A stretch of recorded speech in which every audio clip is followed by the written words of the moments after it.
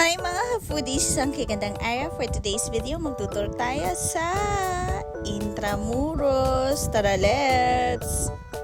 Ito na nga ang Asia's leading tourist attraction at syempre, diba, ito yung walled city kung saan marami tayong Spanish era structures.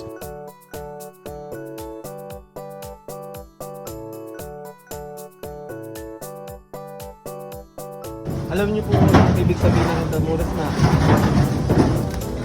Alam niya. Walled city. Bago idiretso ang tour, eto muna yung ibang aura.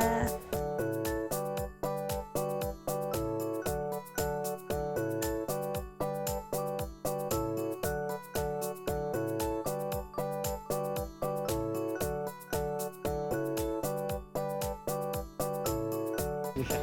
Okay. Opisina po siya ng mga cafe. Pero itong part na to, ma'am, is restaurant siya. Heritage Opo. sites. Tsaka dati, ma'am, ang simbahan na to ay meron pong dalawang bell tower.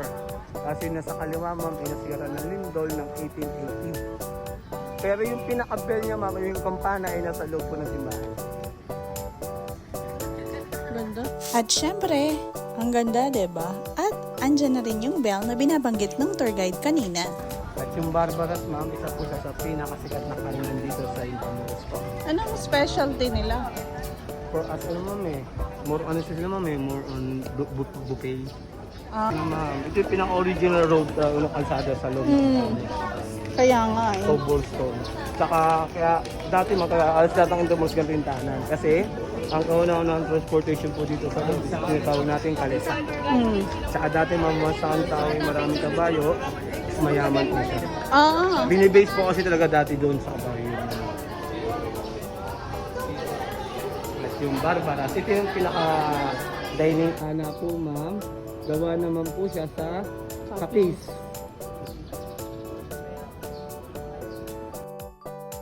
During our tour, maraming nagpo-photo shoot and then gumagawa sila ng reenactments for their classes.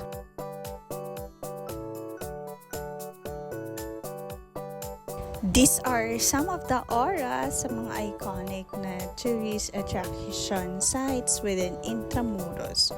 Sobrang ganda. Para kang nasa ibang Yung timeline. yan, opisina po siya na San Miguel Pier. Na alak sa Pilipinas.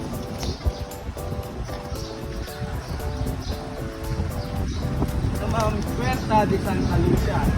Ayan naman po yung pangalawang original gate dito sa Intramuros. Papasok po sa Walled City.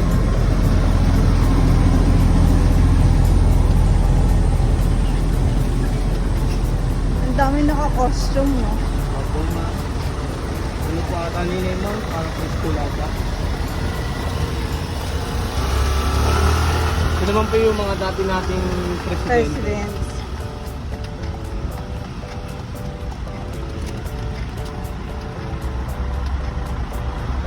At yung bakanteng lote po ay nasa kanan natin. Dati ayan naman po yung Puerta de Santa Lucia.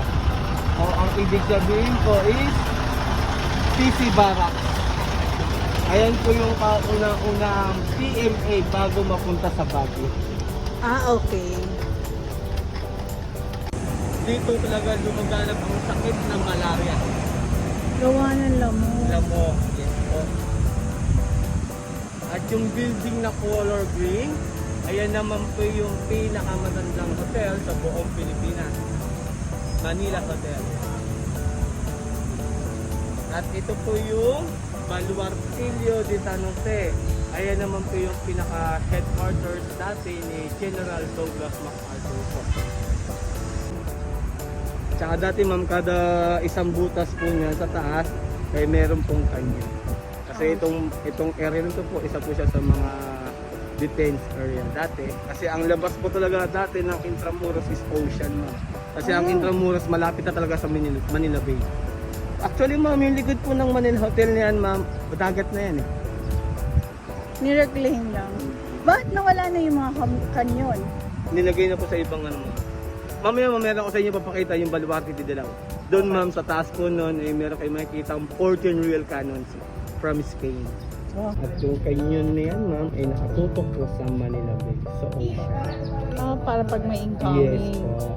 Tapos yung canyon na yan, ma'am, baga ang move lang. Yan ma'am, ang Muralla po ay yung pinakamalaking o pinakamahabang street dito sa Intramuros. Muralla ma'am, kapag during by Spanish. At nakikita niyo rin po ba yung tower doon, ma'am? Yun po yung City Council of Manila ngayon. Alam niyo po ba ma'am kung ano hugis ng Manila City Hall? Hindi. Hugis ka ba ang po yan ma'am? Bakit? Yes ma'am. Dati ma'am kasi hindi pa nakatayo yung Manila City Hall dyan. Cementerio po yan.